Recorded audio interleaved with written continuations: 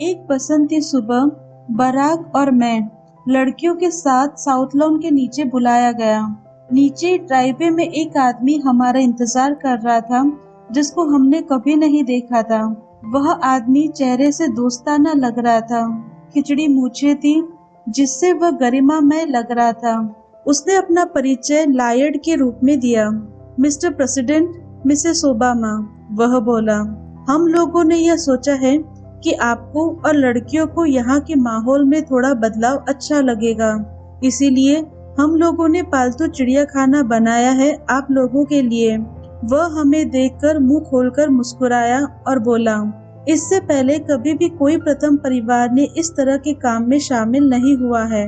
शुक्रिया, यह कितना सोच विचार कर किया गया है, मैंने कहा। मुझे लग रहा था कि मैं खुश महसूस कर रही थी। लायड, क्या मैं सही हूँ?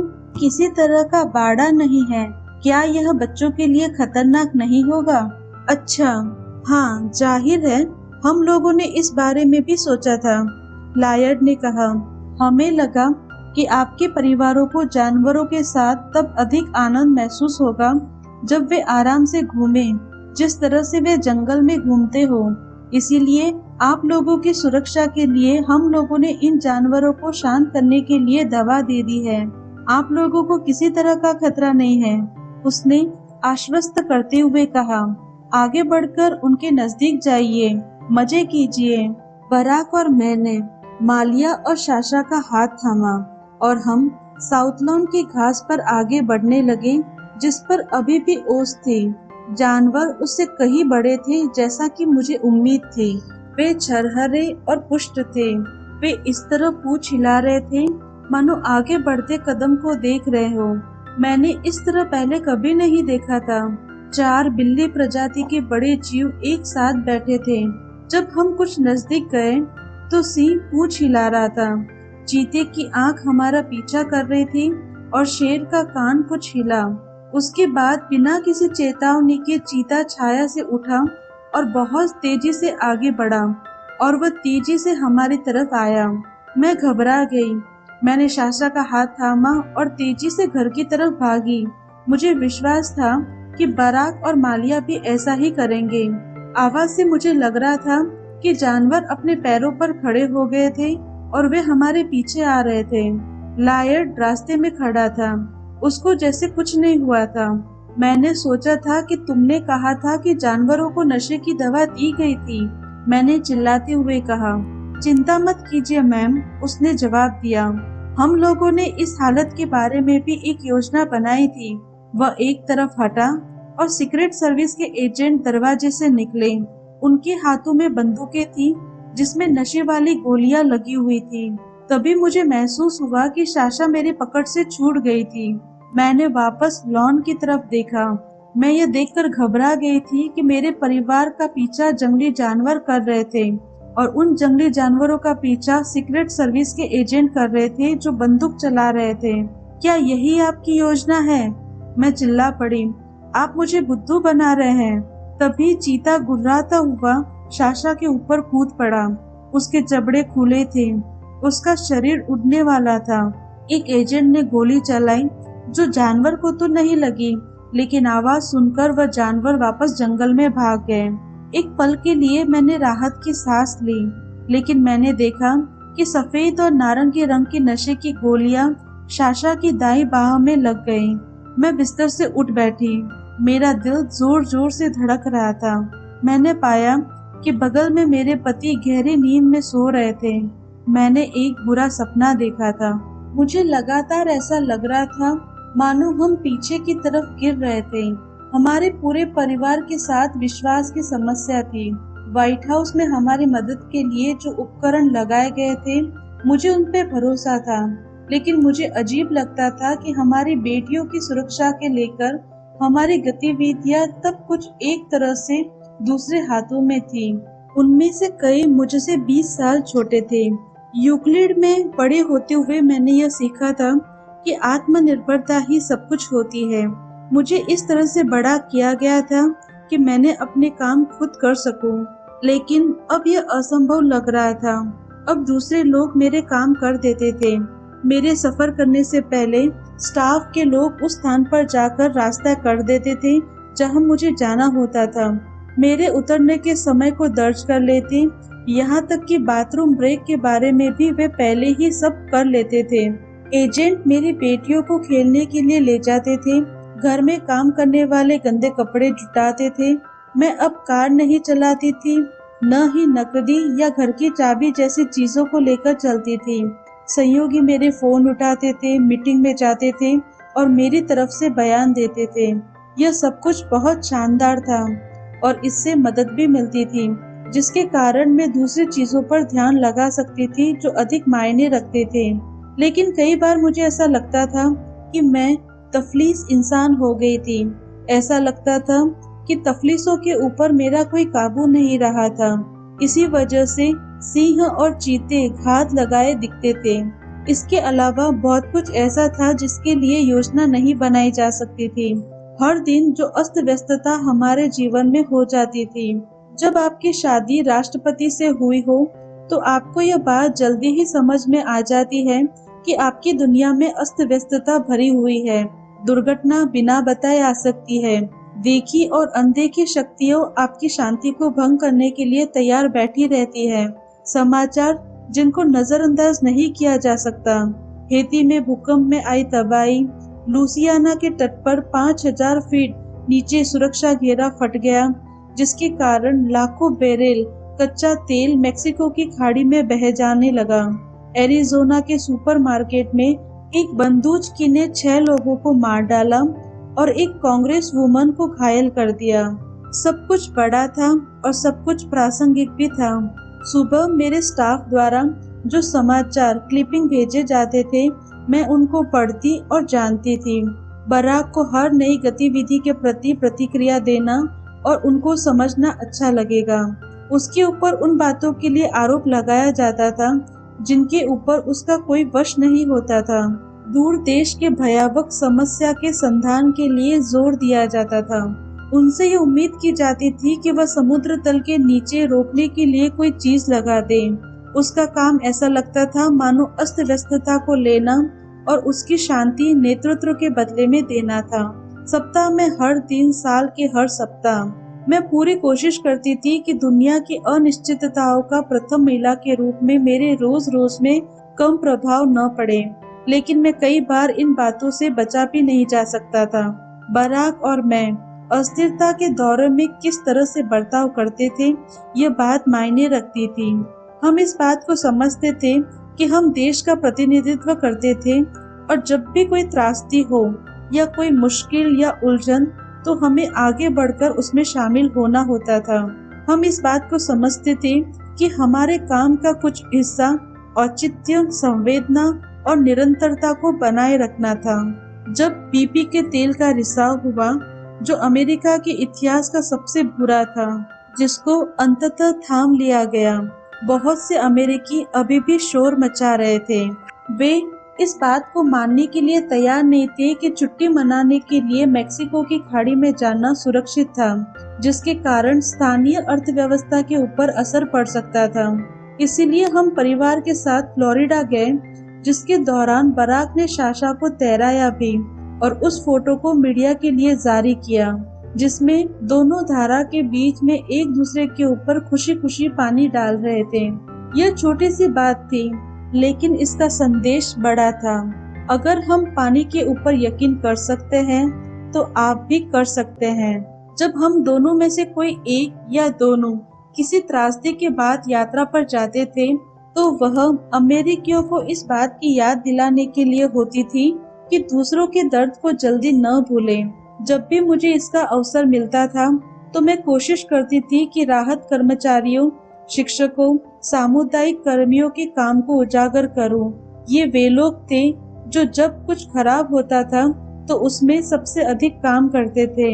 2010 में हेती में आए भूकंप के 3 महीनों बाद मैं जिल बिडेन के साथ वहां गई, तो मेरा कलेजा जैसे मुंह में आ गया जब मैंने देखा कि वह मलबों के ढेर लगा हुआ है।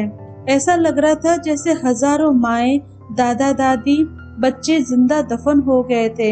हम ऐसे कुछ बसों में गए जिनको बदलकर कक्षाओं में बदल दिया गया था, जिनमें कलाकार बच्चों के साथ आर्ट की कक्षा लगा रहे थे, जो हुए नुकसान के बावजूद अपने आसपास खड़े वयस्कों के कारण अभी भी उम्मीद से भरे हुए लग रहे थे।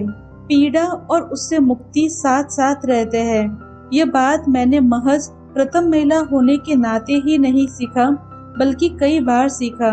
जब भी मौका मिलता था, मैं मिलिट्री के अस्पताल में जाती थी, जहां युद्ध के घावों से अमेरिकी सिपाहियों का इलाज हो रहा था। जब पहली बार मैं Walter read national military medical centre में गई, जो व्हाइट हाउस से 10 मील की दूरी पर था, मुझे वहां करीब 90 मिनट रुकना था, लेकिन मैं 4 घंटा रह गई। वॉल्टर रीड घायल सैनिकों के इलाज का दूसरा या तीसरा ठिकाना था। उन सिपाहियों का जो अफगानिस्तान और इराक से लाए गए थे। उनमें से अनेक सिपाहियों की पहले युद्ध भूमिका में चिकित्सा की गई थी, फिर जर्मनी में मिलिट्री मेडिकल फैसिलिटी में चिकित्सालय की गई थी और उसके बाद उनको अमेरिका वापस लाया गया था। कुछ सिपाही वॉल्टर रीड में महज कुछ दिनों के लिए रुके, कई वहां महीनों से थे। अस्पताल में माने जाने वाले सर्जन थे और अस्पताल की तरफ से पुनर्निर्वाह संबंधित बेहतरीन सुविधाएं दी जाती थी, जो इसके लिए तैयार थे कि युद्ध के मैदान में घड़ी बड़ी से बड़ी दुर्घटना का भी इलाज किया जा सके। रक्षा कवच में आधुनिक विकास इतना अधिक हो चुका था कि अमेरिकी सेना के लोग अब उस तरह की बस दुर्घटना से बच जाते थे, जिसमें पहले उनकी मौत हो जाया करती थी। यह अच्छी खबर थी।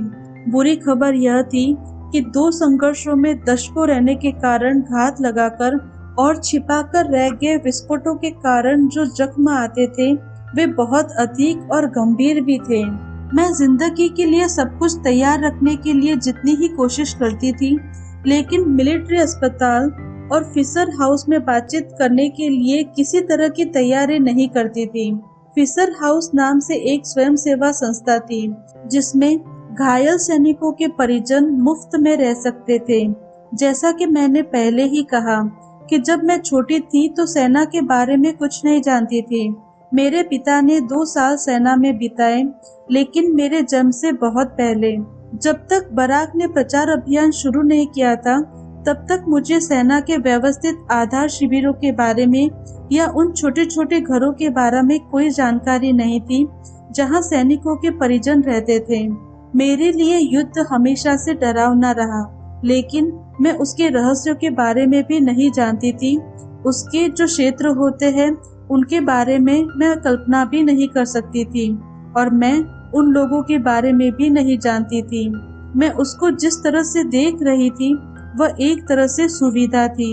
जब मैं किसी अस्पताल में जाती थी, तो मुझे वहाँ की प्रबंधक नर्स मिलती थी, जो मुझे पहले किसी मेडिकल सामग्री देती थी या मुझे यह निर्देश देती थी कि मैं जब भी कमरे में जाऊं तो हाथ साफ कर लूं।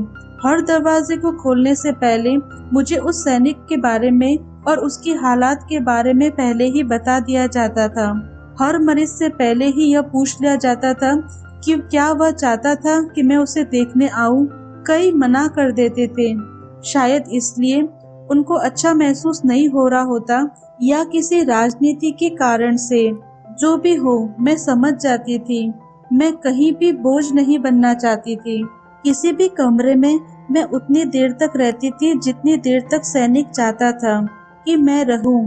हर बातचीत निजी होती थी, जहां न तो मीडिया और न ही कोई कर्मचारी मौजूद होता था। कई बार माहौल गमगीन होता था, कई बार हल्का फुल्का। दीवार पर लगी तस्वीरों को देखकर कई बार हम खेल के बारे में बातें करते थे, या अपने गृह राज्य के बारे में, या अपने बच्चों के बारे में। हम कई बार इस बात के ऊपर भी चर्चा करते थे कि उनको क्या चाहिए था और उनको क्या नहीं चाहिए था, जो वे मुझे अक्सर बताते थे, जो किसी के लिए भी अफसोस की बात होती थी। एक जगह पर मैंने दरवाजे के बाहर लाल पोस्टर लगा हुआ देखा, जिसके ऊपर लाल रंग के मार्कर से सनेश लिखा हुआ था, जो लगता था सब कुछ कह देता था। यहाँ आने वाले सभी के ध्यान देने के लिए, अगर आप इस कमरे में इसलिए आ रहे हैं कि आप दुखी महसूस कर रहे हैं, या आपको मेरे घाव को देखकर दुख होता है, तो कहीं और जाइए। मुझे जो जख्म मिले, मुझे वो काम करते हुए मिले जो मुझे पसंद है, उन लोगों के लिए काम करते हुए जिनको मैं प्यार करता हूँ, उस देश की स्वतंत्रता की रक्षा के लिए जिसको मैं बहुत प्यार करता हूँ।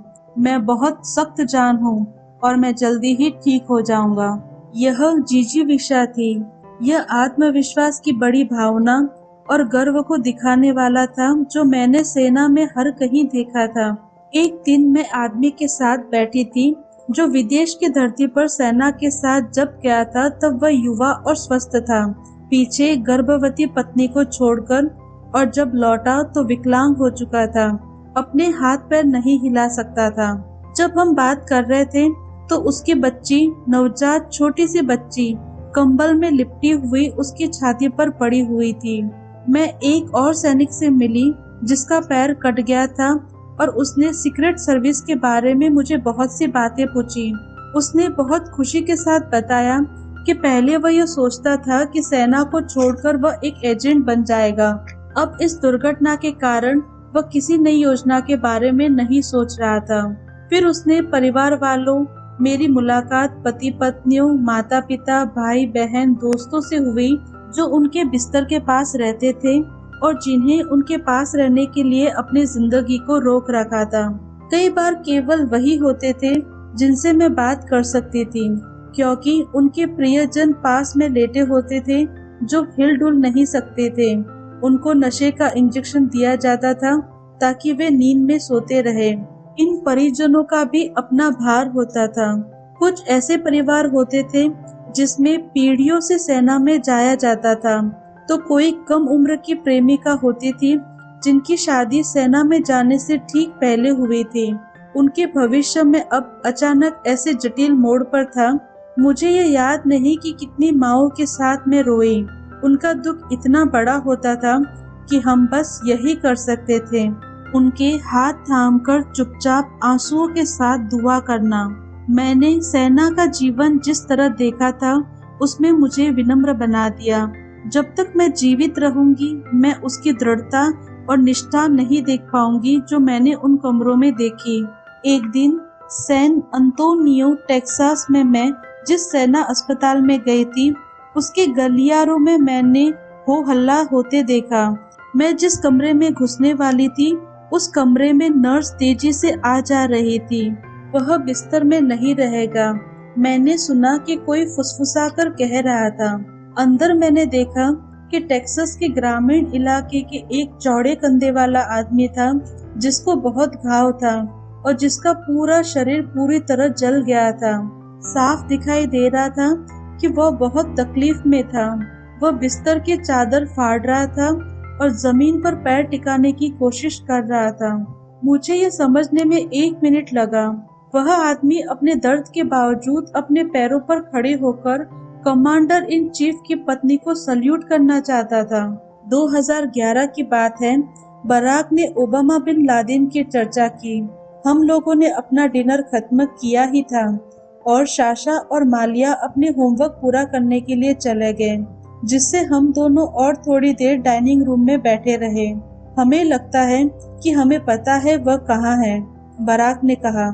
हो सकता है कि हम उसको बाहर निकालने की कोशिश करें, लेकिन कुछ भी पक्का नहीं है।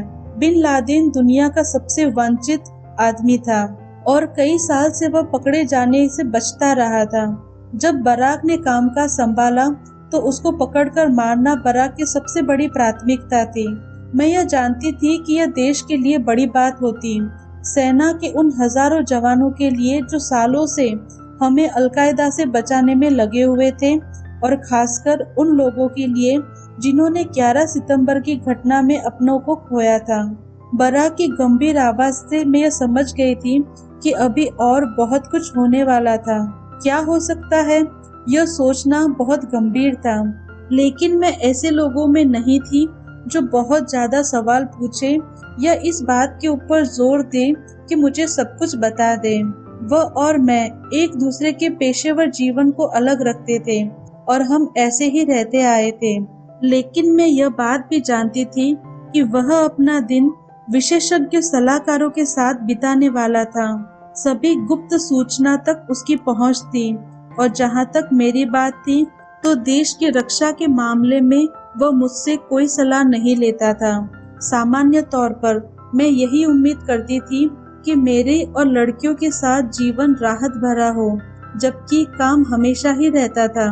आखिरकार हम एक तरफ से काम के ऊपर ही रहते थे।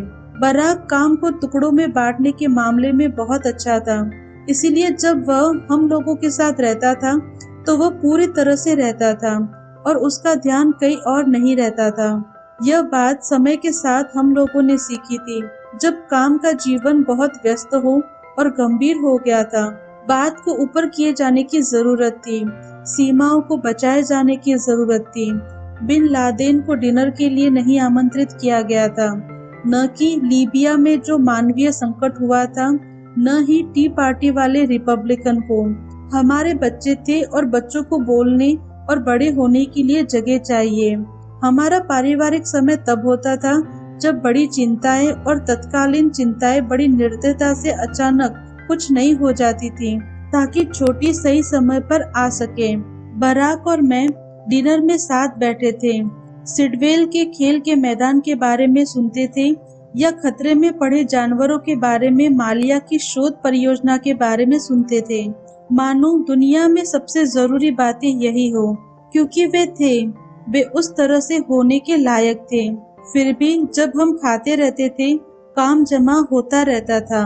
बराक के कंधे के पीछे की तरफ मैं गलियारों में देखती रहती कि हमारे सहयोगी हमारे लिए रात की ब्रीफिंग बुक छोटी सी टेबल पर रखकर जाते थे, जबकि हम खाना ही खा रहे होते थे। यह व्हाइट हाउस का डर्रा था। 2 बाउंड करवाई गई किताबें हमारे लिए हर शाम आती थी। एक मेरे लिए होती थी जो अधिक मोटी होती थी, जबकि बराक के लिए जो किताब होती थी उसके ऊपर चमड़े की बाइंडिंग होती थी। दोनों में हमारे अपने अपने दफ्तरों के कागजात होते थे, जिनको हमें रात में पढ़ लेना होता था। जब हम बच्चों को बिस्तर में सुला देते तो बराक आमतौर पर अपने किताब के साथ टीटरे रूम में चले जाते थे और मैं ड्रेसिंग रूम में बैठ जाती थी, जबकि मैं हर रात या सुबह में 1 से 2 घंटे उसको पढ़ने में लगाती थी, जिसमें आमतौर पर स्टाफ के मेमो होते थे, आने वाले भाषणों के प्रारूप होते थे या मेरी कोशिश को लेकर जो फैसले लेने होते थे। लेट्स मूव की शुरुआत के 1 साल बाद हमने उसके नतीजे मिलने लगे। हम लोगों में कई अलग अलग न्यासों तथा भोजन आपूर्ति करने वालों को साथ में जोड़ा था, ताकि स्कूल के कैफे में 6000 सलाद बार लगाए जा सके और हम स्कूलों में स्थानीय खानसामों की भर्ती कर सके, जो बच्चों को ऐसा भोजन दे जो न केवल सेहत के लिए अच्छा हो बल्कि स्वादिष्ट भी हो।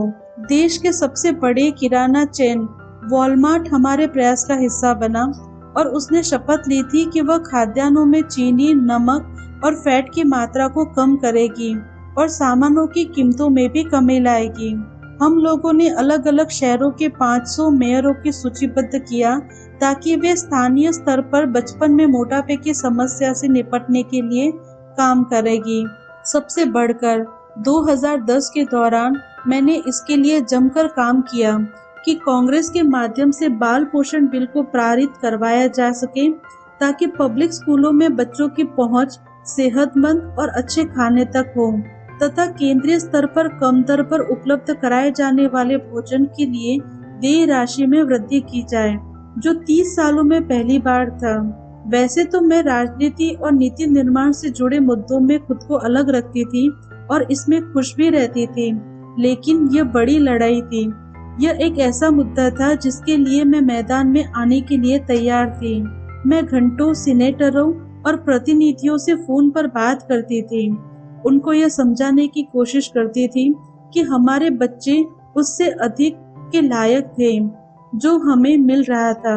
मैं इसके बारे में बराक से, उसके सलाहकारों से और जो भी सुनना चाहता था उससे इस बारे में घंटों बात करती थी।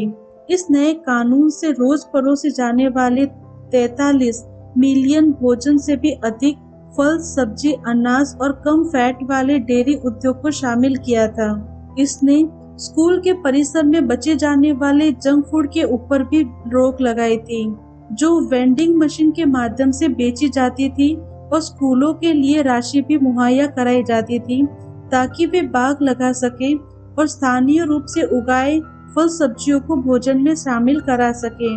मेरे लिए ये बहुत अच्छी बात थी। बच्चों में मोटापे की समस्या से निपटाने में सक्षम थी। जमीनी स्तर का तरीका। बराक और उनके सलाहकार भी बिल के लिए खूब जोर लगा रहे थे। जब मध्यवर्ती चुनाव में रिपब्लिकन पार्टी का प्रतिनिधि सभा में बहुमत हो गया था, तो बराक ने कानून निर्माताओं के साथ प्राथमिकता के आधार पर इस विषय को लेकर बात की, क्योंकि उनको मालूम था कि कानून के बदलाव की प्रक्रिया घटाई में पड़ सकती है। दिसंबर के आरंभ में नई कांग्रेस के सत्र के पहले ही बिल में अंतिम बाधा को पार कर लिया था, और जब 11 दिन बाद बराक ने इस बिल के ऊपर अंतिम रूप से हस्ताक्षर किया, तो मैं उनके बगल में गर्व के साथ खड़ी थी, पास के एलिमेंट्री स्कूल के बच्चों से घिरे हुए। अगर मैं इस बिल को पारित नहीं करवा पाया, तो उन्होंने संवाददाताओं से मजाक करते हुए कहा, मैं सोफे पर सो रहा होता। बगीचे के साथ मैं कुछ और उगाना चाह रही थी। वकीलों का एक ऐसा तंत्र, बहुत सी आवाजें जो बच्चों के स्वास्थ्य के बारे में बात कर रही थी। मैं अपने काम को बराक की उस सफलता के पूरक के रूप में देखती थी जो उसने 2010 कम खर्च में स्वास्थ्य संबंधित अधिनियम बनाया था, जिसके कारण सभी अमेरिकियों को तब स्वास्थ्य बीमा भी पहुंच गया था। और अब मैं युद्ध भूमि के बाहर सेना के साथ मेलजोल के अभियान में लगी हुई थी, जिसमें मैं जिल बिडेन के सहयोग दे रही थी, जो इराक में तैनाती में हाल ही में सुरक्षित लौट आया था। यह काम भी बराक के कमांडर इन चीफ की भूमिका को समर्थन देने वाला था। इस बात को जानते हुए कि हम अपने सैनिकों के बहुत अधिक ऋणी थे कि उन्हें महज शुक्रिया कहकर काम नहीं चलाया जा सकता, इसीलिए जिल और मैंने कर्मचारियों के एक समूह के साथ एक साझा प्रयास किया ताकि सेना के लोगों की मदद और उनके बारे में जागरूकता बढ़ाने की दिशा में ठोस कदम उठाया जा सके। बराक ने साल के आरंभ में ही इसकी शुरुआत कर दी थी, जिसमें उसने सरकार की सभी संस्थाओं से यह पूछा था कि वे सैनिकों के परिवार की मदद के लिए नए तरीके आजमाएं, जबकि मैंने देश के सबसे शक्तिशाली कंपनी के सीईओ लोगों से बात की ताकि वे बड़ी तादाद में पूर्व सैनिकों और उनके परिजनों को बहाली करें। जिल कॉलेज और यूनिवर्सिटी में शपथ दिलाने का काम करती थी ताकि अध्यापकों और प्रोफेसरों को इसके लिए प्रशिक्षित किया जा सके कि वे सैनिकों के बच्चों की आवश्यकता को समझें। हम इस कलंक से लड़ना चाहते थे कि जो देश के सैनिकों के बारे में कही जाती थी कि उनका मानसिक स्वास्थ्य बिगड़ जाता था, और हम लोगों ने यह योजना बनाई कि हम हॉलीवुड के लेखकों और निर्माताओं को इसके लिए तैयार करें कि वे अपनी फिल्म और टीवी शो में सेना से जुड़े मुद्दों को शामिल करें। मैं जिन मुद्दों को लेकर काम कर रही थी वे आसान नहीं थे, लेकिन तो भी उसको किया जा सकता था, क्योंकि वैसे नहीं थे जो मेरे पति को रात में अपनी मेज पर जगा रहे थे। जब से मैं पहली बार बराक से मिली थी, मैं यह जानती थी कि रात में उसका दिमाग बिना किसी बाधा से काम करता था। इन्हीं खामोश पलों में वह नई सूचनाओं को समाहित करने के बारे में नजरिए ढूंढता रहता, अपने विशाल दिमाग में नए बिंदुओं को जोड़ता था। रात के वक्त में कर्मचारी कई बार अधिक कागजात देने के लिए जाते थे, तो देर रात तक नीचे दफ्तर में काम करने वाले उन कर्मचारियों द्वारा तैयार किए गए होते थे। अगर बराक को भूख लगती तो उनका कर्मचारी उनके लिए थोड़ा बहुत अंजीर या बादाम लेकर जाता था। शुक्र की बात थी कि अब उन्होंने सिगरेट पीना छोड़ दिया था, लेकिन कभी कभार वह निकोटीन गम चबाया करते थे। सप्ताह के दिनों के अधिकतर रातों को वह 1 या 2 बजे तक काम करते थे। मेमो पढ़ता था, भाषण लिखता था और कोई ईमेल के जवाब देता था, जबकि धीमी आवाज से ESPN चलाता था। वह हमेशा मौका निकाल कर आता था और मुझे और बेटियों को गुड नाइट कहता था। मुझे अब इन सब चीजों की आदत पड़ चुकी थी, शासन के कभी न खत्म होने वाले काम के प्रति उसके समर्पण की। सालों तक लड़कियां और मैं बराक को उसके मतदाताओं के साथ साझा करते रहे थे, जो अब 30 मिलियन से अधिक हो चुके थे। रात में टिटरी रूम में उसको अकेले छोड़कर मैं कई बार यह सोचती थी कि क्या उनको इस बात का जरा सा भी अंदाजा है कि वे कितने किस्मत वाले थे आखिरकार काम वह करता था।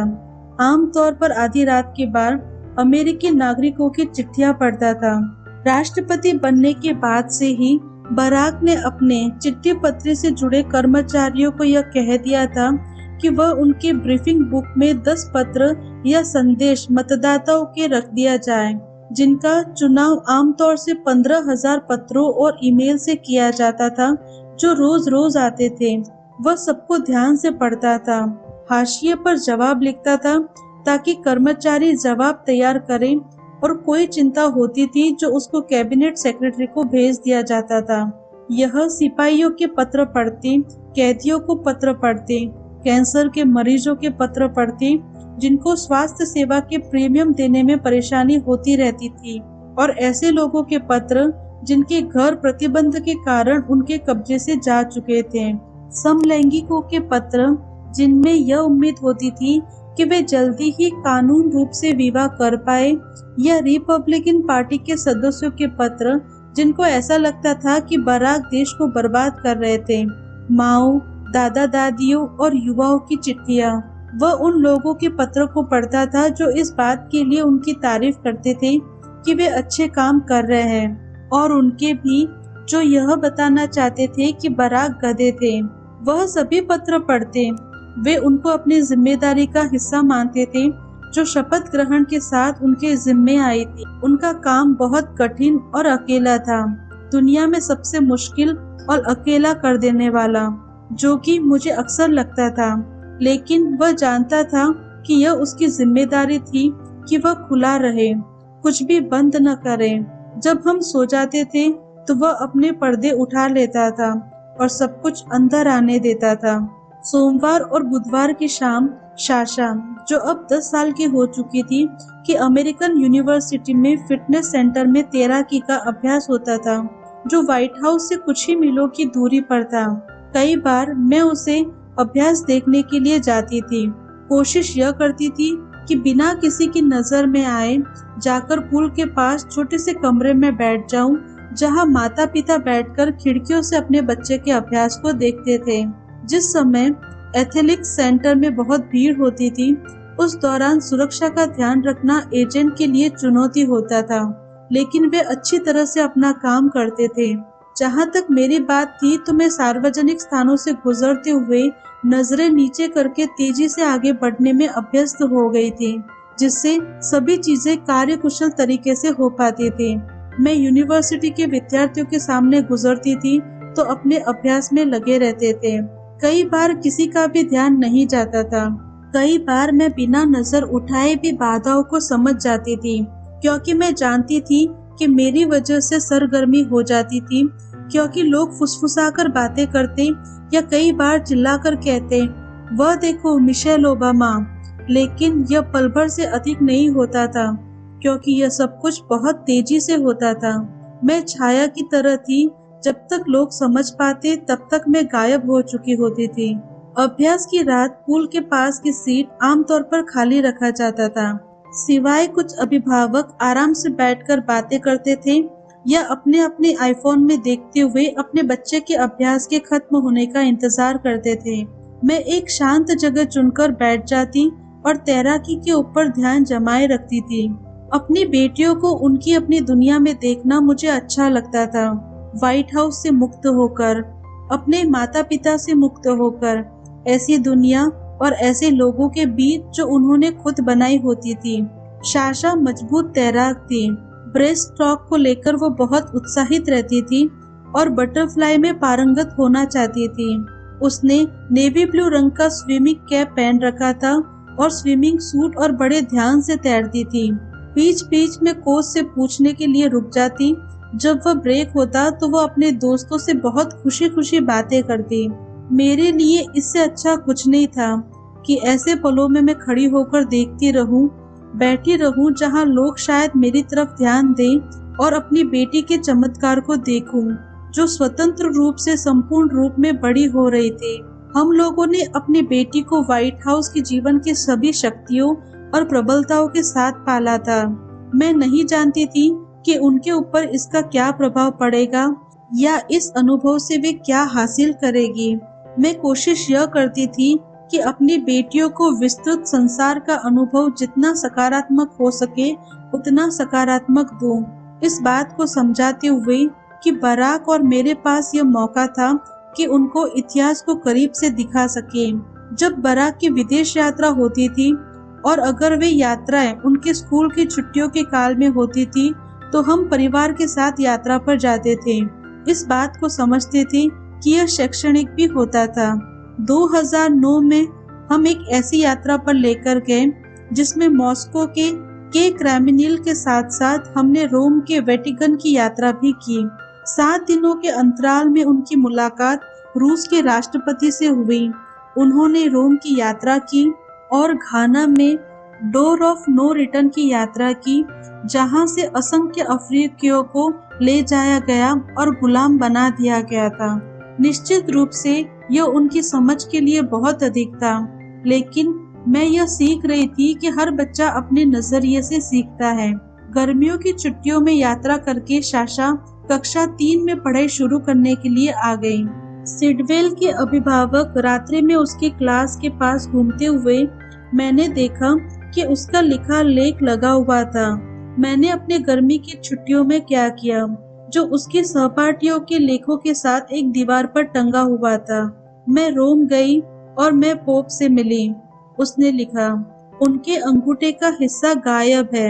मैं आपको बता नहीं सकती कि पोप बेनेडिक्ट 16 का अंगूठा कैसा लगता था, जैसा उनका कुछ हिस्सा वहां न हो। लेकिन हम 8 साल की तेज निगाह वाले एक लड़की को मॉस्को, रोम और अफ्रीका की यात्रा पर ले गए और वह यह देखकर आई थी। उस समय इतिहास को लेकर उसकी दृष्टि बस कमर भर की ऊंचाई पर थी। हम जितनी भी कोशिश बराक के भार भरे काम और उन लड़कियों के बीच संतुलन बनाने में करते थे, मैं ये जानती थी कि साशा और मालिया को अभी भी बहुत कुछ सीखना था। वे विश्व भर की घटनाओं के साथ इस तरह से रहती थी जिस तरह से बहुत कम बच्चे रहते थे। इस बात के साथ रहती थी कि समाचार कई बार हमारे छत के नीचे से निकलता था कि उनके पिता को कई बार राष्ट्रीय आपात स्थिति में जाना पड़ता था और हमेशा चाहे जो भी कारण रहते हो, आबादी का कुछ हिस्सा ऐसा होता था जो खुलेआम उनके पिता को धिक्कारता था।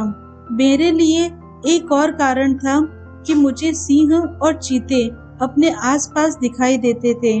2011 की सर्दियों के दौरान हम इस बारे में सुन रहे थे कि रियलिटी शो होस्ट करने वाली और न्यूयॉर्क में रियल एस्टेट बनाने वाले डोनाल्ड ट्रंप ने यह कहना शुरू कर दिया था कि वे शायद रिपब्लिकन पार्टी की तरफ से राष्ट्रीय पद के उम्मीदवार होने वाले थे, जबकि बराक 2012 में फिर से चुनावी मैदान में आए। हालांकि अधिकतर ऐसा लग रहा था कि वे शोर ही अधिक मचा रहे थे। केबल शो में आकर बोलते थे, बिना जाने समझे बराक की विदेश नीतियों की आलोचना करते थे और खुलेआम यह सवाल पूछते थे कि क्या बराक अमेरिकी नागरिक है। बराक के बारे में पिछले चुनाव अभियान के दौरान भी कुछ लोगों ने यह कहने की कोशिश की थी कि यह बात झूठ थी कि हवाई का बना बराक का जन्म प्रमाण पत्र झूठा था और असल में उनका जन्म कीनिया में हुआ था। ट्रंप इस बहस को फिर से चलाने की कोशिश कर रहे थे। टीवी पर वे अजीब अजीब तरह के दावे करते थे। वे जोर देकर यह कहते थे कि होनोलुलु के अखबार में 1961 की घोषणा छपी थी वह फर्जी थी और उसके साथ किंडरगार्टन पर पढ़ने वाले बच्चों में से किसी को भी यह याद नहीं था। इसके साथ क्लिक्स और रेटिंग बढ़वाने के लिए समाचार से जुड़ी कट्टर संस्थाएं इस आधारहीन दावे में जान डाल रही थी। यह सब पागलपन लगता था और घटिया मानसिकता का घोतक, लेकिन जाहिर है इसमें अंतर्निहित कट्टरता और भय को छुपाया नहीं जा सकता था। लेकिन यह खतरनाक भी था, जानबूझकर परेशानी खड़ा करने के लिए किया जा रहा था। मुझे इसकी प्रतिक्रिया का डर था। मुझे समय समय पर सीक्रेट सर्विस के लोग ये बताते थे कि खतरा अधिक गंभीर हो सकता था और इसको लोग फैलाने में सक्षम थे। मैंने कोशिश की कि चिंता न करूं, लेकिन कई बार मैं अपने आप को रोक नहीं पाती थी। अगर कोई पागल आदमी बंदूक लेकर वॉशिंगटन आ जाए तो, अगर वह आदमी हमारी लड़कियों के पीछे पड़ जाए तो, डोनाल्ड ट्रंप बेकार के शोर शराबे के कारण मेरे परिवार की सुरक्षा को खतरे में डाल रहे थे और इसीलिए मैं उन्हें कभी माफ नहीं करूंगी। हालांकि हमारे पास डर को भगाने के अलावा और कोई चारा नहीं था कि हमारी सुरक्षा के लिए जो ढांचा बनाया गया था उसके ऊपर विश्वास करते हुए आराम से रहे। जो लोग हमें बाहरी बताने की कोशिश कर रहे थे वे यह सब सालों से कर रहे थे। उनके झूठों को और उनकी उलझुल कहानियों के आगे बढ़ने के लिए हमने सब कुछ किया, इस बात में विश्वास करते हुए कि जब तक बराक और हम अपने जीवन को जी रहे हैं वे लोग इस सच्चाई के बारे में बताते रहेंगे कि हम कौन थे। जिस दिन से बराक ने चुनाव लड़ने का फैसला किया था मैं उसी दिन से बहुत ईमानदारी से और अच्छे इरादे से हमारी सुरक्षा के लिए चिंतित थी। हम यह दुआ कर रहे थे कि कोई आपको नुकसान न पहुंचा सके। प्रचार अभियान के दौरान लोग मेरे हाथ को थामकर कहते थे। मैं यह बात सभी नस्लों के मुंह से सुन चुकी थी, सभी पृष्ठभूमियों के लोगों के मुंह से, जो इस बात की याद दिलाना चाहते थे कि हमारे देश में अच्छाई और उदारता की कमी नहीं थी। हम आपके और आपके पूरे परिवार के लिए रोज दुआ करते हैं। मैंने यह बात अपने साथ सहेज कर रखी। मैं उन लाखों लोगों की सुरक्षा के बारे में सोचा जिन्हें हमारी सुरक्षा के लिए दुआ थी। बराक और मैं दोनों अपने निजी विश्वास के ऊपर भी भरोसा करते थे। अगर हम चर्च में कभी कभार ही जाते थे, कारण यह था कि तमाशा बन जाता था। जब हम दुआ मांगने के लिए जाते तो रिपोर्टर्स सवाल पूछने लग जाते थे। जब से श्री जेरेमी राइट ने पूछताछ बराक के राष्ट्रपति पद के पहले चुनाव के दौरान मुद्दा बना था, तब से उनके विरोधियों ने विश्वास के मुद्दे को हथियार की तरह इस्तेमाल करना शुरू कर दिया था। उनका कहना था कि बराक एक गुप्त मुसलमान थे। तब से हम लोगों ने यह तय किया था कि हम घर में ही निजी तौर पर प्रार्थना करें, जिसमें हर रात डिनर के साथ पहले की जाने वाली प्रार्थना शामिल थी, और हम व्हाइट हाउस में बच्चियों को लेकर इतवार को भी प्रार्थना सभाओं का आयोजन करते थे।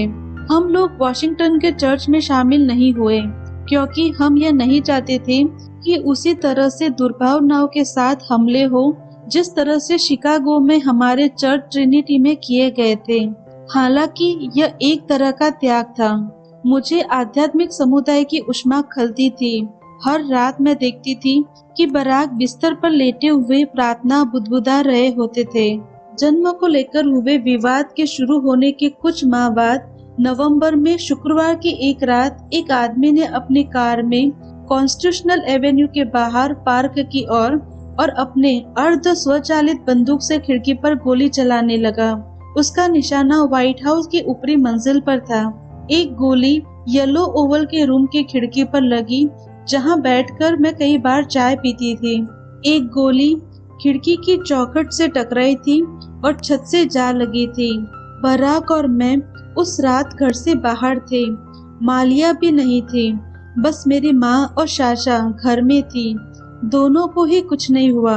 येलो ओवल के बैलिस्टिक शीशे को बदलने में कई सप्ताह का समय लग गया और मैं अक्सर खड़ी होकर उस गोल छेद को देखती रहती थी जो गोली के कारण हो गया था, जो इस बात की याद दिलाता था कि हम किस कदर खतरे में थे। सामान्य रूप से मैं यह बात समझ गई थी कि हम सभी के लिए यही बेहतर होगा कि इस नफरत को पहचाने ही नहीं और खतरे के भय में न जिए, चाहे दूसरे इस बात को कितना ही उठाए। मालिया आखिरकार सिडवेल स्कूल की टेनिस टीम का हिस्सा बन गई, जिसका अभ्यास विस्कॉन्सिन एवेन्यू में स्कूल के कोर्ट में होता था। एक दिन जब वह वहां थी तो एक महिला जो किसी अन्य विद्यार्थी की माँ थी ने उसके पास आते हुए उसको कोर्ट के सामने की व्यस्त सड़क की तरफ दिखाते हुए पूछा, क्या तुमको यहाँ डर नहीं लगता? कुछ साल बाद वही माँ अभिभावकों के एक आयोजन में मेरे पास आई और उसने मेरी तरफ माफीनामा बढ़ाया जो उसने दिल से लिखा था। उसने लिखा था कि वह उसी समय यह बात समझ गई थी कि उसने गलती की थी, बच्चों को चिंता में डाल देना जो उसके बारे में कुछ भी नहीं कर सकते। यह मेरे लिए बहुत बड़ी बात थी कि उसने इस बारे में सोचा।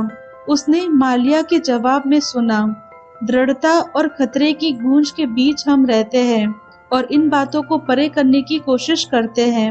वह इस बात को समझ गई थी कि हमारी बेटी एक ही काम कर सकती थी कि उस दिन और उस दिन के बाद हर दिन कोर्ट में जाकर एक और बॉल को प्रहार करे।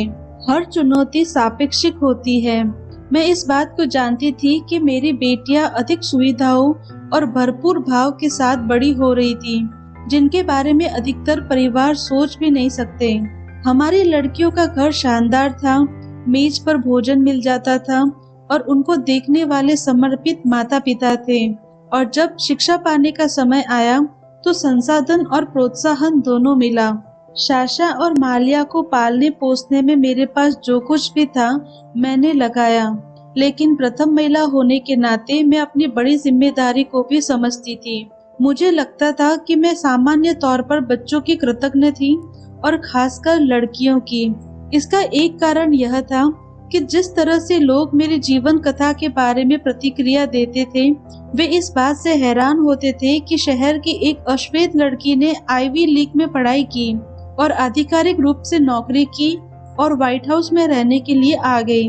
मैं जानती थी मेरा घेरा जटिल था, इसीलिए उसका कोई उचित कारण नहीं लगता था कि इसको इस तरह का क्यों लगता था। मेरे जीवन में ऐसे कई मौके आए थे जब मैंने यह पाया कि मैं अकेली अश्वेत स्त्री थी या एकमात्र स्त्री जो कॉन्फ्रेंस टेबल पर बैठी होती थी, बोर्ड मीटिंग में हिस्सा ले रही होती या किसी बोर्ड मीटिंग में हिस्सा लेते हुए बड़े बड़े लोगों से मिलती जुलती रहती थी। मैं इन सब चीजों में पहली थी, लेकिन मैं यह नहीं जानती थी कि मैं एकमात्र रहूंगी। मेरे पीछे कई आने वाले थे। मेरी माँ जो सभी बड़बोलों को अपनी सादा बयानी से हरा देती थी, उनसे जब कोई क्रैक और मेरे बारे में पूछता था तो वह कहती थी उनमें कुछ भी खास नहीं था। साउथ साइड के बच्चे ऐसे भरे हुए थे, जरूरत बस इतनी थी कि कोई हमें वहां तक पहुंचा दे। मेरी कहानी का महत्वपूर्ण हिस्सा वह था जो मुझे समझ में आया कि उनका संबंध उनके मूल्यों के ऊपर उतना ही था, बल्कि यह उसके अंदर था। इन सालों के दौरान जिस तरह से मुझे सजाया संवारा गया, जिस तरह से लोगों ने मुझे आत्मविश्वास से भर दिया, मुझे सब याद था। हर वह इंसान जिसने मुझे आगे बढ़ाने का रास्ता दिखाया, जिन्होंने इस संबंध में पूरी कोशिश की कि मैं वहां भी जाऊं, वहां मेरे साथ किसी तरह के अपमानजनक बर्ताव न हो। उस तरह का माहौल मूल रूप से उन लोगों के लिए बनाया जाता था जो न तो अश्वेत थे न ही महिलाएं थी। मुझे अपनी नानी रॉबी की याद आई, जिन्होंने यह सिखाया था कि मैं अपना माथा ऊंचा करके पियानो बजाऊं, जबकि मुझे सिर्फ टूटी हुई चाबी से बजाना आता था।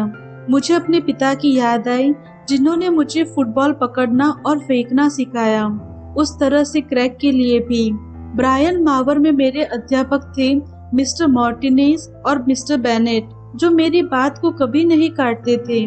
मेरी माँ थी जो मेरी सबसे बड़ी समर्थक रही, जिनकी निगरानी ने मुझे क्लास 2 में एक बेजान से क्लासरूम से निकालने में मदद की और मेरी बौद्धिकता को नया रास्ता दिखाया। और जब मैं युवा पेशेवर थी, तब मेरे पास अन्य चीजों के अलावा सुसान सैर और वैलेरी जेनेट थी, जो आज कई साल बाद भी अच्छे दोस्त और सहकर्मी बनी हुई है, जिन्होंने मुझे ये याद दिखाया कि कामकाजी माँ होने का क्या मतलब होता था और जो लगातार मेरे लिए दरवाजे खोलती रही। उनको पता था कि मेरे अंदर कुछ था।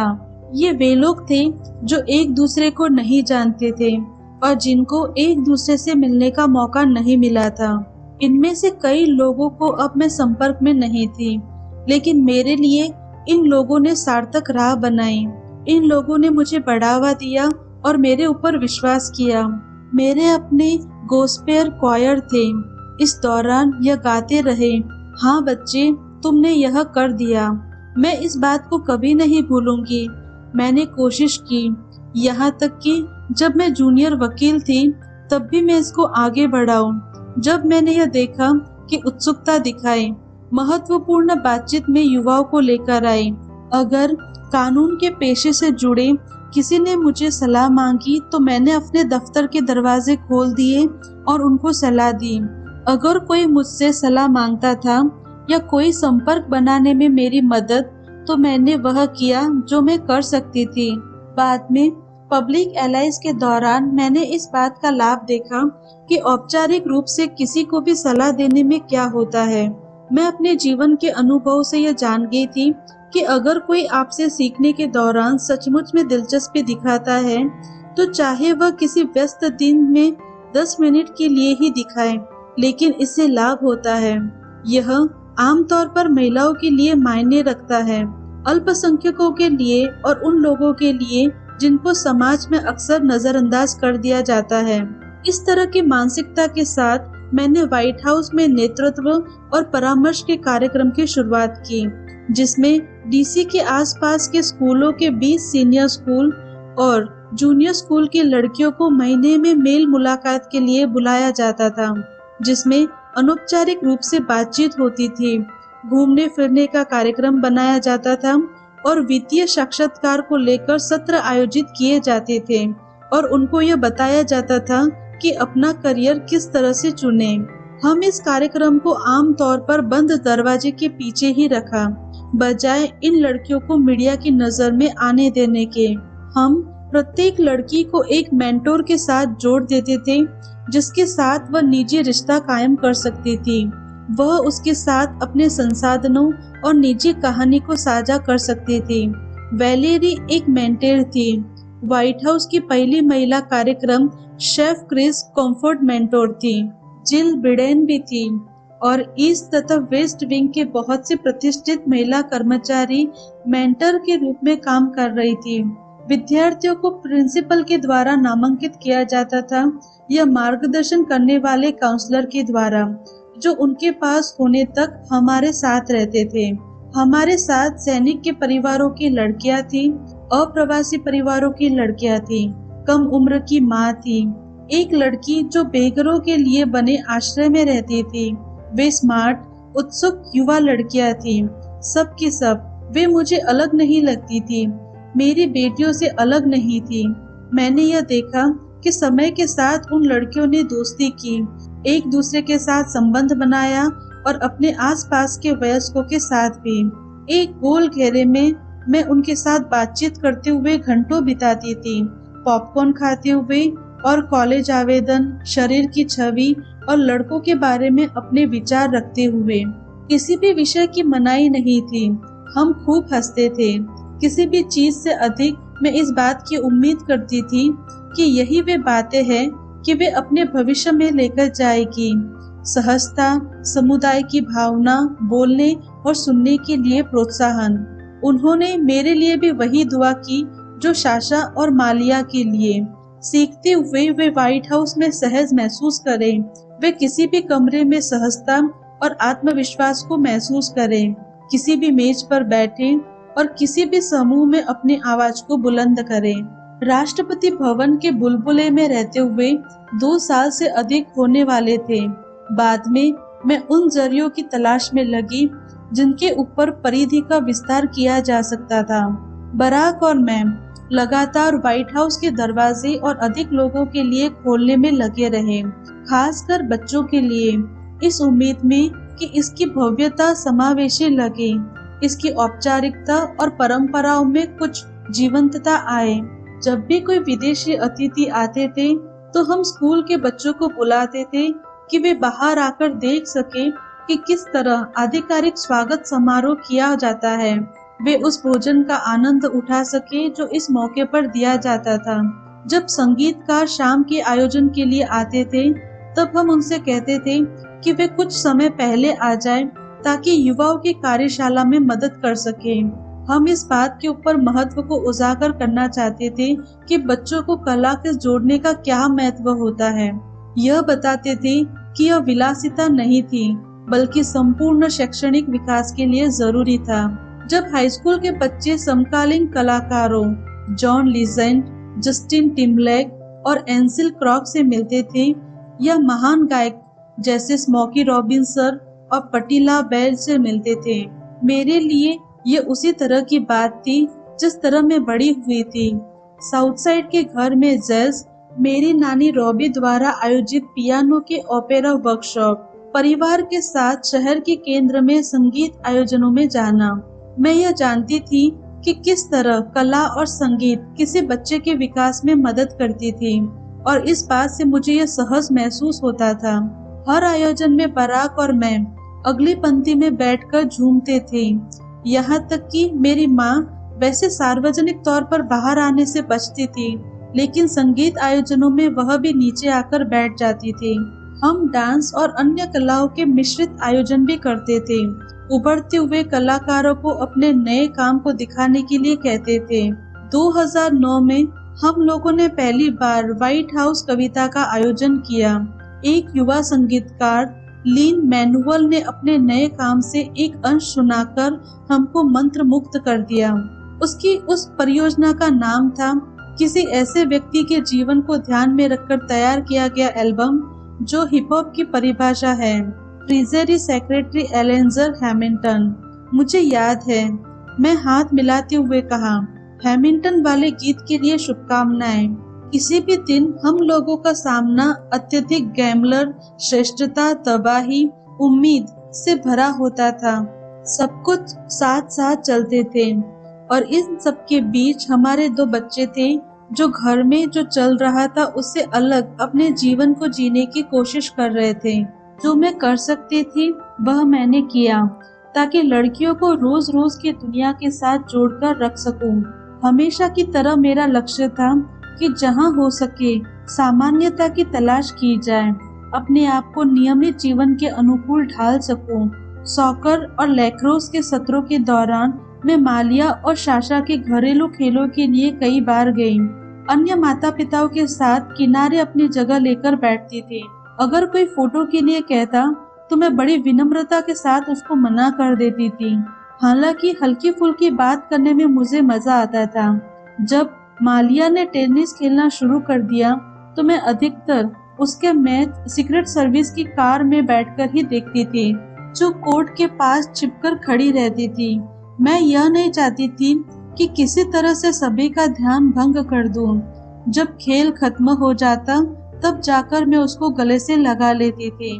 बराक के साथ हम लोगों ने सामान्यता को छोड़ दिया था या उसकी गतिविधियों में किसी तरह का हल्कापन न हो। जब संभव होता था वह स्कूल के आयोजनों में जाता था या लड़कियों के खेल कूद के आयोजनों में, लेकिन घुलने मिलने के लिए उसके पास मौके सीमित होते थे और उसकी सुरक्षा का इंतजाम कभी कभी अधिक नहीं होता था।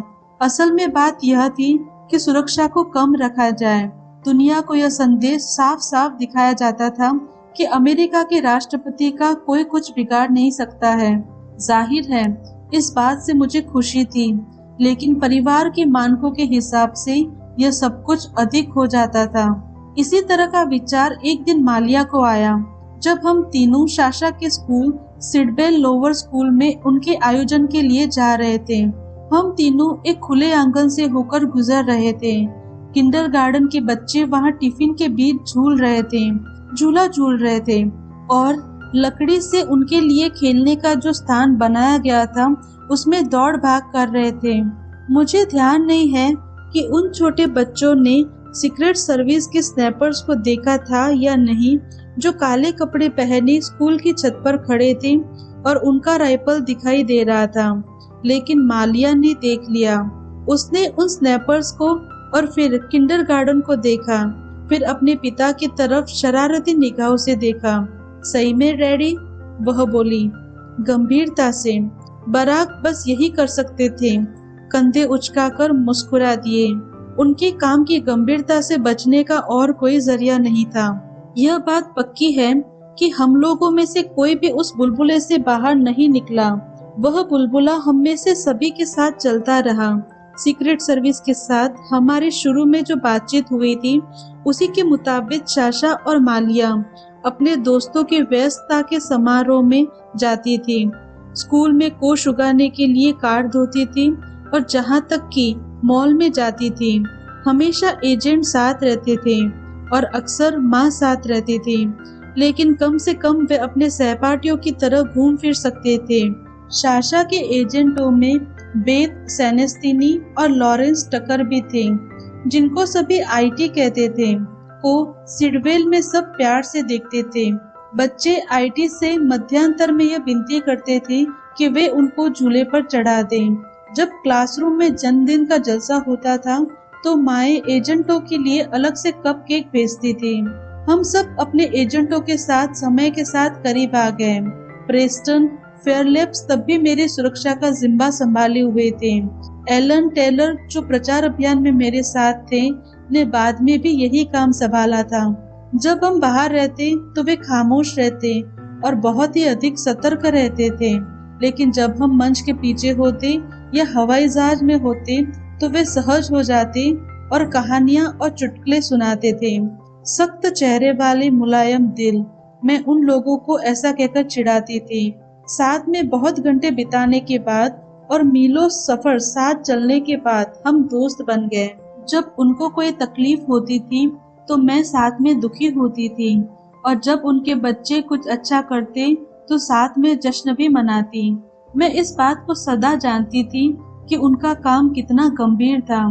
मुझे सुरक्षित रखने के लिए उनको किस किस चीजों का त्याग करना पड़ता था, और मैं अभी उन लोगों को हल्के में नहीं ले सकती थी। अपनी बेटियों की तरह मैं भी अपने सरकारी जीवन के साथ साथ निजी जीवन भी जी रही थी। मैंने यह पाया कि जब जरूरत हो तो खुद को पार्श्व में रखने के तरीके थे, जिसमें सीक्रेट सर्विस तत्पर होकर मदद करता, बजाय सुरक्षा कार में चलने के। कई बार मुझे वे साधारण कार में ले जाने दिया जिसमें कम सुरक्षा होती थी। मैं झटके में कई बार खरीदारी के लिए जाती थी, इससे पहले कि कोई यह समझ भी पाता कि मैं आई थी। मैं सामान खरीदकर चली भी आती। जब बो ने कुत्ते वाले सभी खिलौने तोड़ दिए या उनको नष्ट कर दिया था तो नियमित खरीदारी वाले कर्मचारी उन्हें लेकर आते थे। तब मैं निजी तौर पर उनके साथ एक सुबह अलेक्जेंड्रिया के पेटस्मार्ट में गई, और कुछ देर के लिए जब किसी ने मुझे नहीं पहचाना तो उस गुमनामी को मैंने भरपूर आनंद उठाया और वो के लिए बेहतर चबाने वाले खिलौने खोजती रही। वो भी मेरे बगल में खड़ा खुश हो रहा था। उसको भी इस तरह की नई जगह पर ले जाया गया था।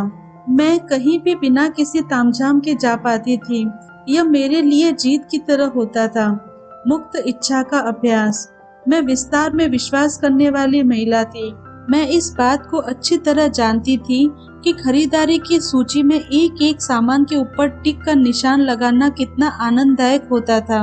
शायद पेटस्मार्ट जाने के 6 महीने बाद मैंने एक बार जल्दी में स्थानीय टारगेट पर दौड़ लगाई, बेसबॉल की कैप और सनग्लास पहनकर। मेरे सुरक्षा कर्मी शॉर्ट्स और स्नीकर्स में थे और उन्होंने ईयरपीस नहीं लगा रखा था।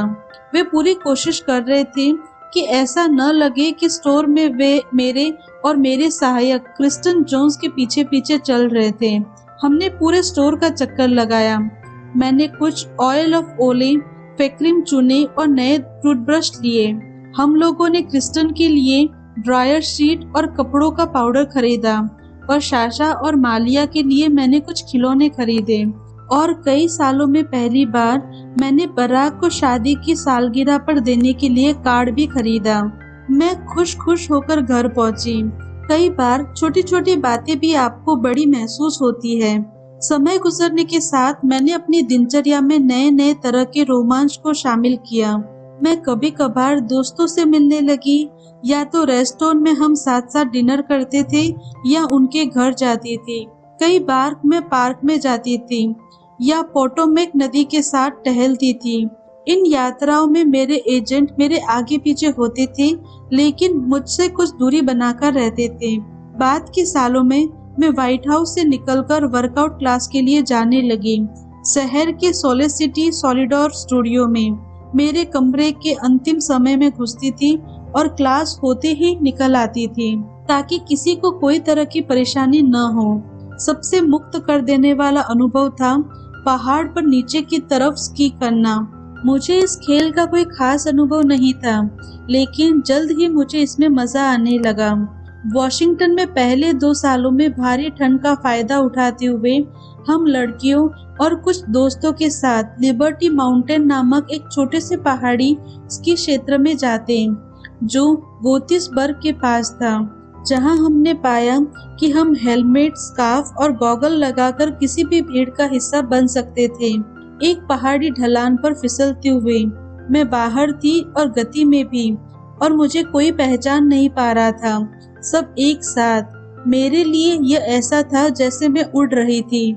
लोगों के बीच मिलना जुलना मायने रखता था।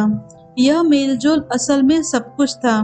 अपने आप को महसूस कराने का एक जरिया। इतिहास के बड़े विस्तार के बीच साउथ साइड की मिशेल रॉबिन्सन के रूप में बना।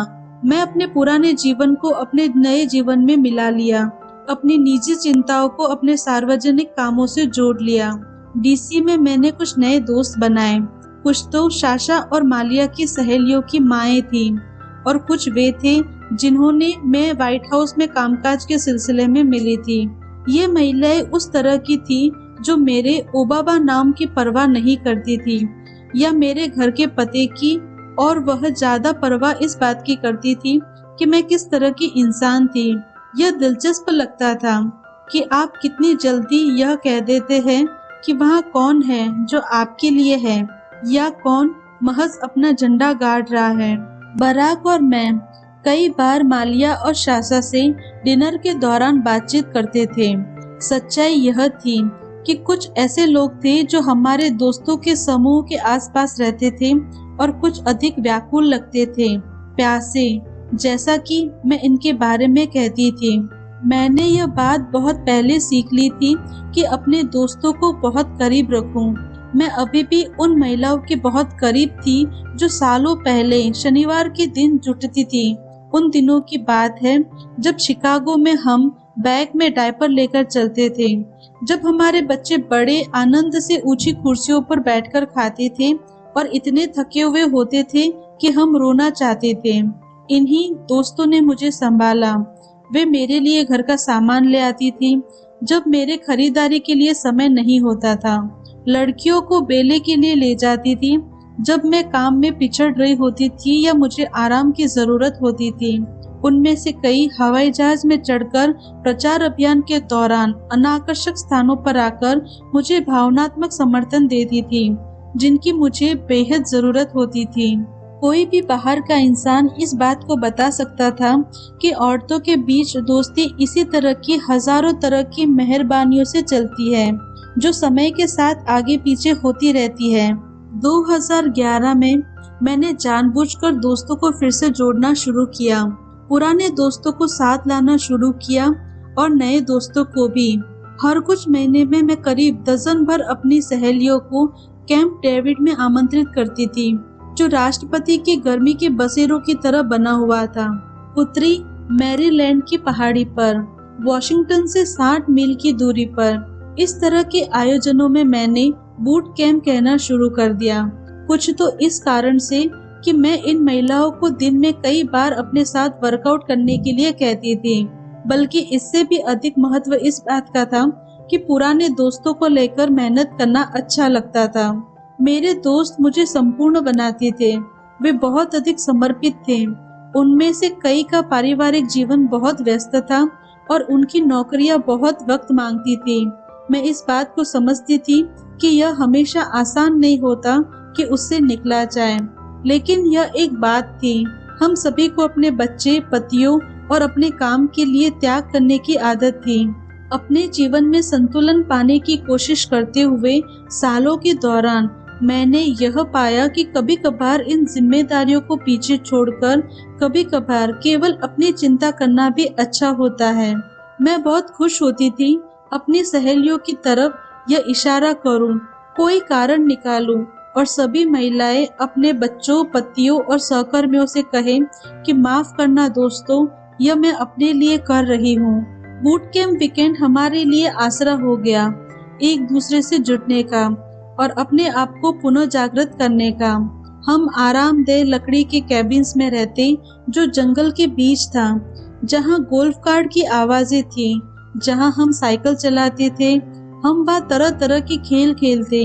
कई बार मैं अपने साथ युवा स्टाफ को भी ले जाती थी और सालों के दौरान यह देखना अच्छा लगता था कि सुसान सैर, जो अब 60 साल के ऊपर की हो गई थी, मेरी 20 साल के ऊपर की कुछ कर्मचारी मैकेंसी स्मिथ के बगल में घुटनों के बल पर रेंग रही होती।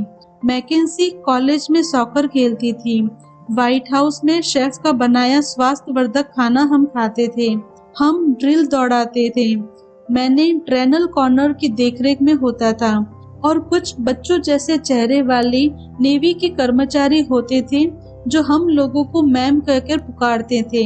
हम खूब सारी कसरत करते और बातें करते करते आते जाते रहते। हम अपने विचारों और अनुभवों को साझा करते थे, सलाह देते थे या मजेदार कहानियां सुनाते थे, या कई बार एक दूसरे को यह कहकर दिलासा देते थे कि किसी वक्त मैं कोई हिम्मत हार जाती थी तो वह ऐसा करने वाली अकेली लड़की नहीं होती थी, या कोई अपने बॉस को पसंद नहीं करती थी। कई बार हम सुनते हुए एक दूसरे के साथ साथ रहते थे और जब वीकेंड खत्म हो जाता तो एक दूसरे को अलविदा कहते हुए हम यह वादा करते थे कि अगली बार हम जल्दी ही मिलेंगे। मेरे दोस्तों ने मुझे पूरा बनाया, हमेशा से बनाया और हमेशा बनाते रहेंगे। जब मैं कभी निराश होती थी या बराक के पास मेरी पहुंच कम हो जाती थी तो वे मुझे अच्छे से संभालती थी। जब मैं इस दबाव में रहती थी कि मुझे परखा जा रहा होता तो वे मुझे सहज बना देती थी। नेल पॉलिश में मेरी पसंद को लेकर वे हर बात सार्वजनिक रूप से कह देती थी और जब बिना बताए कोई भी मुसीबत आ जाती थी तो वे मुझे उससे निकालने में मदद करती थी। मई 2011 में पहले इतवार को मैं बराक, लड़कियों और माँ को घर छोड़कर बाहर शहर के एक रेस्टोरेंट में डिनर के लिए गई। वह वीकेंड बहुत व्यस्त लग रहा था। उस दोपहर बराक को कई तरह की ब्रीफिंग में फंसा दिया गया था और हम लोगों ने शनिवार की शाम व्हाइट हाउस संवाददाताओं में डिनर करके बिताया था, जहां बराक ने अपने भाषण में डोनाल्ड ट्रंप के पेशे और बराक के जन्म को लेकर उनके सिद्धांतों का मजाक उड़ाया था।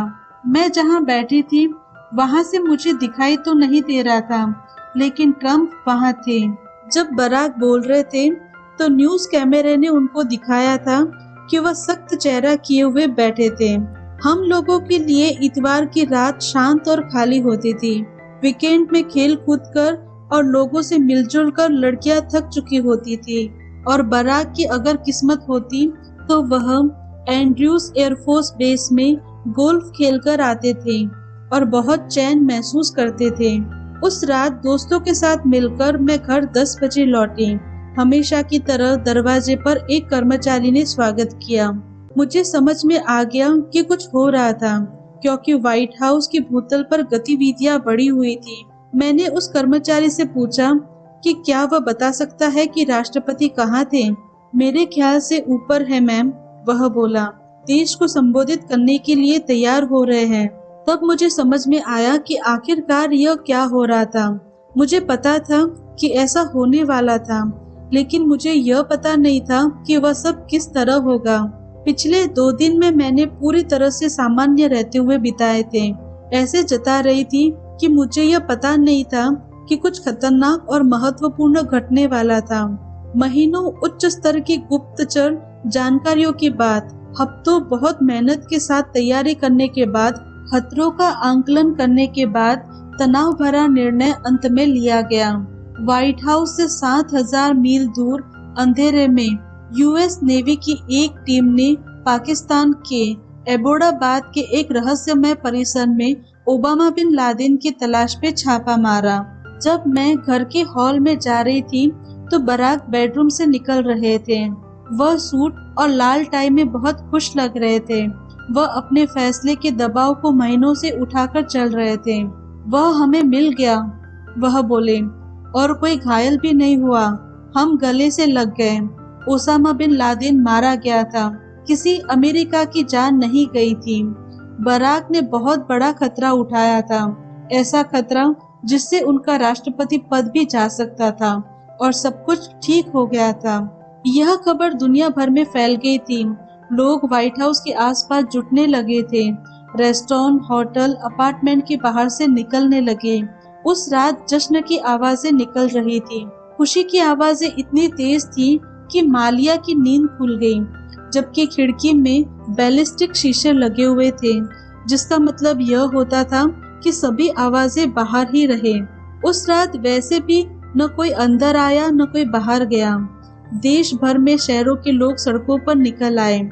साफ था, दूसरे लोगों के पास रहने की भावनाओं के साथ निकल आए थे, जो महज देशभक्ति की भावनाओं के कारण नहीं था, बल्कि वह सामुदायिक पीड़ा थी जो 9/11 के बाद जन्मी थी, जिसके पीछे यह दुख भी था कि हमारे ऊपर फिर से हमला किया जा सकता था।